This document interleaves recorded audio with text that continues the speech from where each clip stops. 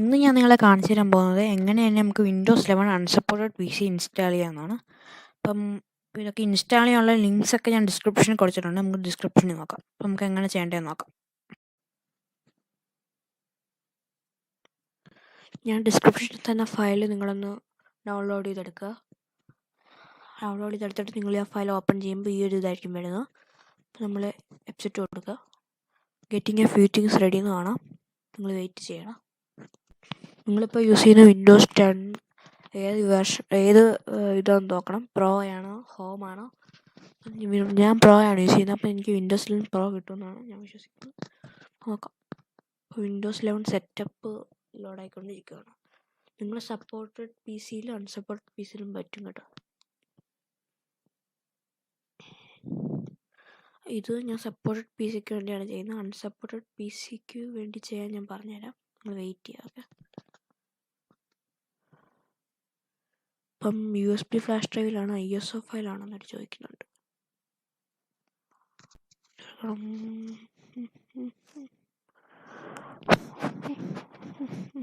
ISO file കൊടുക്കാം. Okay, next കൊടുക്കുക. ISO file നമുക്ക് അങ്ങോട്ട് ഇപ്പം കൂടെ ISO ഫയൽ അതിൽ ഫോൾഡറായിട്ട് സേവ് ചെയ്ത് കൊടുക്കണം.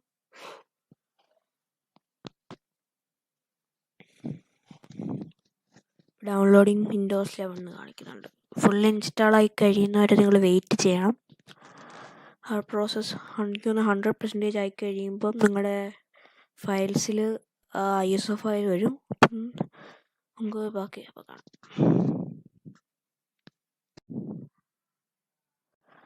ഈ ടെക്സ്റ്റ് ഫയൽ ഞാൻ നിങ്ങൾക്ക് ഡിസ്ക്രിപ്ഷനിൽ കൊടുത്തിട്ടുണ്ട്. ആ ലിങ്ക് വഴി നിങ്ങൾക്ക് ഡൗൺലോഡ് ചെയ്തെടുക്കാം. നമുക്ക് ഇത് അൺസപ്പോർട്ടഡ് പി സിക്കുള്ള ഒരു ഫയലാണ്, ഞാൻ ഉണ്ടാക്കിയതാണ്. ഹിസ്റ്ററി കീ, ഈ കീയാണ് നമ്മൾ കോപ്പി ചെയ്യുക. നിങ്ങൾ രജിസ്റ്റർ എഡിറ്റർ എന്നൊരു ആപ്പുണ്ട്, അത് ഓപ്പൺ ചെയ്യുക. നിങ്ങൾക്ക് സെർച്ചിൽ പോയി കിട്ടും. Techy local machine. ഇവിടെ നമുക്ക് ആ സാധനം പേസ്റ്റ് ചെയ്ത് കൊടുക്കാം. ഓക്കെ, ഓപ്പൺ ആയിട്ടുണ്ട്. അപ്പോൾ ഇത് റൈറ്റ് ക്ലിക്ക് ചെയ്ത് ന്യൂ കീ, അതിൻ്റെ മുമ്പ് നമുക്ക് ഇത്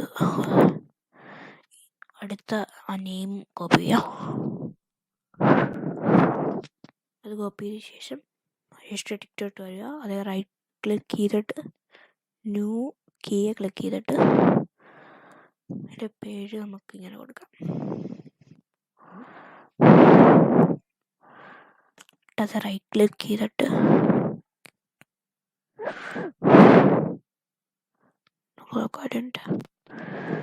type reg dot value 1. Okay,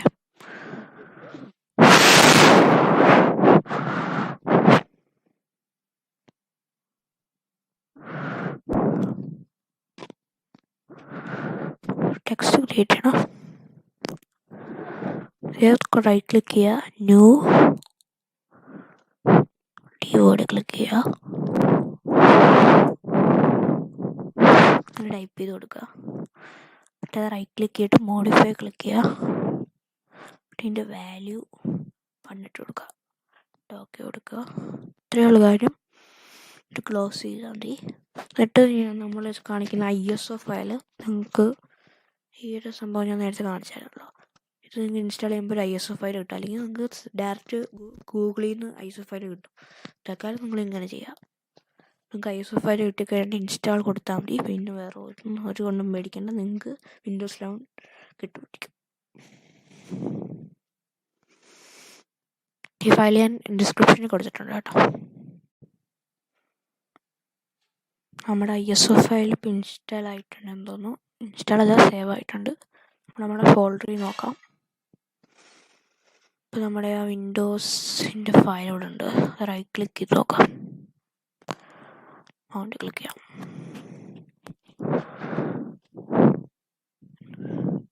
okay, അപ്പം നമുക്ക് സെറ്റപ്പിൻ്റെ ഓപ്ഷൻ വന്നിട്ടുണ്ട്. നമുക്ക് സെറ്റപ്പ് ക്ലിക്ക് ചെയ്യാം.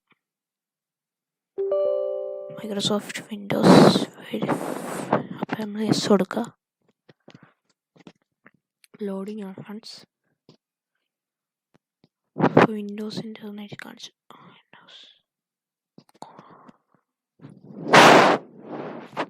പിന്നെ വിൻഡോസ് കാണിച്ചു. പ്രിപ്പയറിംഗ് 21%, 27, 40.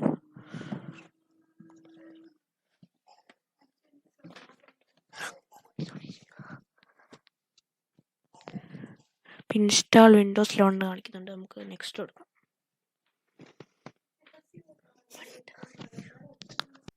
വിൻഡോസ് 11 ഇൻസ്റ്റാൾ ആയിട്ടുണ്ട്. ഞാനൊരു 1 വീക്ക് യൂസ് ചെയ്ത് നോക്കി, ഒരു പ്രോബ്ലം വരുന്നില്ല. ഓക്കെ, ഇത് അൺസപ്പോർട്ടഡ് PC ആണ്, നോ പ്രോബ്ലം. നിങ്ങൾക്ക് ഇൻസ്റ്റാൾ ചെയ്യാൻ പറ്റും കേട്ടോ. Thank you for watching my video. Bye bye.